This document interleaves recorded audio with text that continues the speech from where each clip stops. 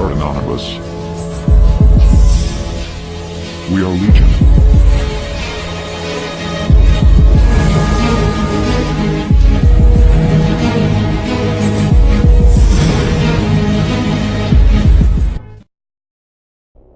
Greetings, humanity of our world. We are anonymous. The war crimes, occupation, oppression, and inequality that the Palestinians are suffering from must come to a stop. Every American should be outraged that their tax dollars are helping fund this genocide. To see Congress giving away $3 billion of our tax dollars every year to fund Israeli war crimes, while our own economy suffers, and our needs aren't being met. The progressive community needs to rise up and take action for justice, freedom, and equality in the Middle East and here at home. Firstly, what is a Semite? A Semite is a member of any of a number of peoples of ancient southwestern Asia, including the Akkadians, Phoenicians, Hebrews, and Arabs. A Semite is one who is a descendant of these people. Did you notice the number of groups? 4, not 1. These 4 groups make up the Semitic peoples of the earth. But the term anti-Semitic is used only of those who dislike or hate Jews, or as a weapon against whoever the Jews don't like. Wait a minute, there are 4 groups who are considered Semitic. If I hate the Arabs, it is not anti-Semitism, but if I hate the Jews, it is. If the Semitic people are comprised of 4 groups, then any hate toward any group needs to be classified as anti-Semitism. Therefore, if the Jews hate the Arabs, then they are being anti-Semitic. If the Phoenicians hate the Akkadians, it is anti-Semitism. Eclectic definitions of anti-Semitism must not be tolerated in favor of one race. It is obvious then that the term anti-Semitism has been fostered on the non-thinking public as only alluding to the Jews, which makes the modern definition a well-planned deception. So if you want to label us anti-Zionist would be more accurate. Secondly, what is a Zionist? Zionism is a nationalist and political movement of Jews and Jewish culture that supports the re-establishment of a Jewish homeland in the territory defined as the historic land of Israel. Zionism emerged in the late 19th century in Central and Eastern Europe as a national revival movement, and soon after this, most leaders of the movement associated the main goal with creating the desired state in Palestine, then an area controlled by the Ottoman Empire. The primary goals of Zionism until 1948 were the re-establishment of Jewish sovereignty in the land of Israel. Since the establishment of the State of Israel in 1948, Zionism continues primarily to advocate on behalf of Israel and address threats to its continued existence and security. A religious variety of Zionism supports Jews upholding their Jewish identity, defined as adherence to religious Judaism, opposes the assimilation of Jews into other societies, and has advocated the return of Jews to Israel as a means for Jews to be a majority nation in their own state. In a less common usage, the term may also refer to non-political, cultural Zionism. Another less common meaning is the political support for the State of Israel by non-Jews. Advocates of Zionism shrouded as a national liberation movement for the repatriation of a persecuted people to the homeland they were dispersed from millennia before. But in truth, Zionism is a colonialist, racist and exceptionalist ideology that led advocates to violence against Palestine, followed by the exodus of Palestinians, and the subsequent denial of their human rights. The close friendship with the United States has been the linchpin of Israeli foreign policy for decades. Israel is the largest cumulative recipient of U.S. foreign assistance since World War II. To date, the United States has provided Israel $121 billion current or non-inflation adjusted dollars in bilateral assistance. Almost all U.S. bilateral aid to Israel is in the form of military assistance. Zionism and Judaism are very different. The Jewish people oppose the so-called State of Israel for 4 main reasons. 1. The so-called State of Israel is diametrically opposed and completely contradictory to the true essence and foundation of the people of Israel. The only time that the people of Israel were permitted to have a state was 2,000 years ago, when the glory of the Creator was upon them, and likewise in the future when the glory of the Creator will once more be revealed. Then He Himself, without any human effort or force of arms, will grant the Jews a kingdom founded on divine service. However, a worldly state, like those possessed by other peoples, is contradictory to the true essence of the people of Israel.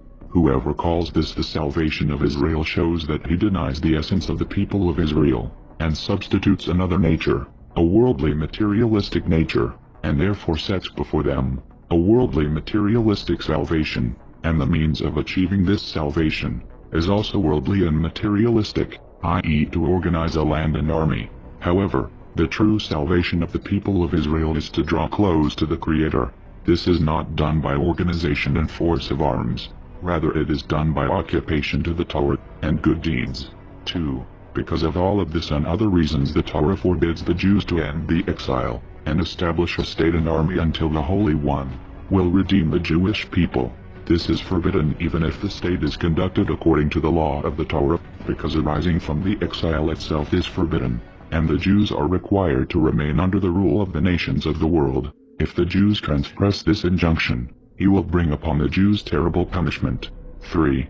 Aside from arising from exile, all the deeds of the Zionists are diametrically opposed to the faith in the Torah, because the foundation of the faith and Torah of Israel is that the Torah was revealed from heaven, and there is reward for those who obey it and punishment for those who transgress it. The entire people of Israel is required to obey the Torah, and whoever doesn't want to, ceases to be part of the congregation of Israel. 4. Aside from the fact that the Zionists themselves do not obey the Torah, they do everything they can to prevent anyone they get under their power from fulfilling the commands of the Torah. The claims to freedom of religion are lies. They fight with all of their strength to destroy the faith of Israel. The Zionists claim that they are the saviors of Israel, but this is refuted by 11 main points. 1. If one contemplates the 2,000 years of their exile, take any 100 years, even the hardest, one will not find as much suffering, bloodshed, and catastrophes for the people of Israel than in the period of the Zionists, and it is known that most of the suffering of this century was caused by the Zionists. 2. It is openly stated in books written by the founders of Zionism that the means by which they planned to establish a state was by instigating anti-Semitism and undermining the security of the Jews in all the lands of the world, until they would be forced to flee to their state, and thus they did. They intentionally infuriated the German people and fanned the flames of Nazi hatred, with trickery and deceit, to take whole Jewish communities off to the concentration camps, and the Zionists themselves admit this. The Zionists continue to practice this strategy today. They incite anti-Semitism and then they present themselves as the saviors. Here are 2 replies given by leaders of the Zionists during World War II, when they were asked for money to help ransom Jews from the Nazis. Greenbaum said, 1 cow in Palestine is worth more than all the Jews in Poland. Weitzman said, the most important part of the Jewish people is already in the land and those who are left are unimportant. 3. We see that most of world Jewry lives in security and under good physical conditions, and have no desire to go live in the Zionist state, whereas many people have left the Zionist state to live under better conditions in other lands. 4. The Zionists make a great deal of propaganda to induce people to immigrate to their state. If their state is so beneficial, why do they have to make so much propaganda? 5. Because nobody wants the Zionists to save them. The only way they can get immigrants is by promising poor people material benefits, and even then very few people respond. 6. The Zionist state is always threatened by the dangers of war, whereas the rest of world Jewry live in peace and security, except in a few places where the Zionists have undermined their security and fanned the flames of hatred. 7. The Zionist state could not continue to exist without economic support from Jews living outside of the Zionist state. 8. The Zionist state persecute all Jews who are loyal to their faith. 9. They start wars that endanger the Jewish people, for the sake of their own political interests. 10. According to the Torah, the path of safety is following ways of peace, not starting fights with other nations, as the Zionists do. 11. Even if the Zionists could and would provide physical security, it would be at the expense of their faith and the Torah. The true people of Israel prefer death, rather than life at such a cost. It is therefore clear that Zionism is not the savior of the people of Israel, rather it is their greatest misfortune, even though there are some observant Jews and rabbis who approve of the Zionists. This is not the opinion of the Torah. The Zionists have enough control over the American news media to make sure that only their side of the story is heard. They make it look like all Jewry and their rabbis are Zionists, but this is false propaganda. The most important rabbis and the majority of religious Jewry are opposed to Zionism, but their voice is not heard because of Zionist control of American news media.